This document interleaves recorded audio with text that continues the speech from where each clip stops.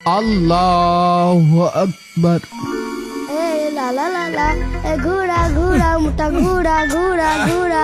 আল্লাহু আকবার। দাঁড়া, নামাজ আগে শেষ হোক।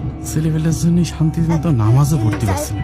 1 2 ইমাম 3 সাহেব 4 সালাম 5 ফিরাচ্ছে না কেন? 1 2 3। আসসালামু আলাইকুম রহমতুল্লাহ। আসসালামু আলাইকুম রহমতুল্লাহ। এই, এদিকে আয়। না, এ বাচ্চা কাজে মসজিদে নামাজ পড়ার মতো কোনো কায়দা নেই তো। এ তো খুব অশান্তি করছে।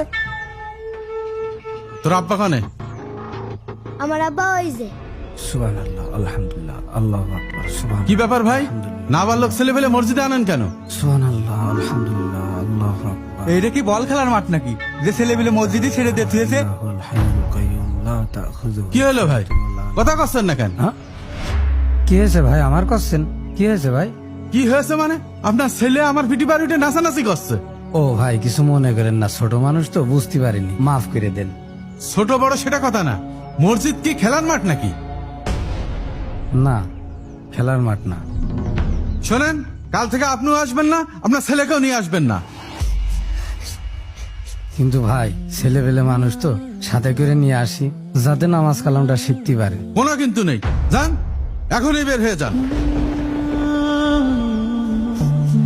ঠিকই হয়েছে, ছেলে নিয়ে এসে অন্যের নামাজ নষ্ট করবা, তা হবে কে? মনে আপন, চল ও আব্বা চলো। আয় বাজান। আব্বা আমি আর কালকে তো মসজিদে নামাজ পড়তে আসবো না। থাক বাবা, চল। আল্লাহ, বের করে দিয়েছেন, ঠিকই হয়েছে। এদের সাথে এরকম হওয়া উচিত, যত সব মসজিদে এসে ঝামেলা করে। এই, আপনারা একটু দাঁড়ান। জি হুজুর। ভাই, এটা আপনি কি করলেন? সাইদুল ভাই আর ওনার ছেলেকে এভাবে মসজিদ থেকে বের করে দিলেন? তার ছেলে আমার পিটি বাড়িতে নাচানাচি করছিল। আপনি কি জানেন রাসূলুল্লাহ সাল্লাল্লাহু আলাইহি সাল্লাম যখন নামাজ পড়তো তার পিঠে কে উঠতো? কে হুজুর? হাসান হোসেন, তাও সিজদারত অবস্থায়। কিন্তু হুজুর, রাসূলুল্লাহ সাল্লাল্লাহু আলাইহি সাল্লাম লম্বা সিজদা দিতেন। কেন জানেন? না হুজুর। কারণ বাচ্চা দুটো পড়ে যেন ব্যথা না পায়। হুজুর, আপনি কি জানেন শহরের চেয়ে গ্রামের মানুষের ঈমান আখলাকের অবস্থা খারাপ? আমাদের এই মহল্লায় প্রায় 100 ঘর লোক দেখেন নামাজ পড়তে এসে মাত্র 5 জন। তার ভিতরে আপনি বাচ্চাটাকে এভাবে বকাবকি করে পাঠিয়ে দিলেন। এখন আপনিই কন, এই বাচ্চাটা কি তার জীবদ্দশায় কোনোদিন নামাজ পড়তে আসবে? ছোট মানুষ ভুল করেছে, তাকে বুঝিয়েও বলা যেত।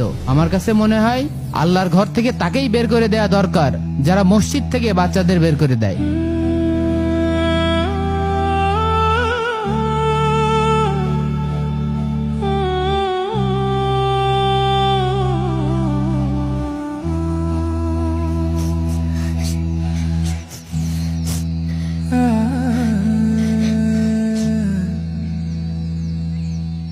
ভাই হ্যাঁ, একটু দাঁড়ান। ভাই, আমার ভুল হয়ে গিয়েছে, আমার মাফ করে দেন। আপনি প্রতিদিন আপনার ছেলেকে মসজিদে নামাজে নিয়ে আসবেন। এই মসজিদে আর আসবো না, দরকার নিজে মসজিদ বানায় নামাজ পড়বো। ভাই, আপনি রাগ করবেন না, আমার মাফ করে দেন। প্রিয় ভাইরা, ভিডিওটি শেয়ার করে দিন। হয়তো আপনার একটা শেয়ারেই একজন মুরব্বী বড় ভুল থেকে বেঁচে যেতে পারে।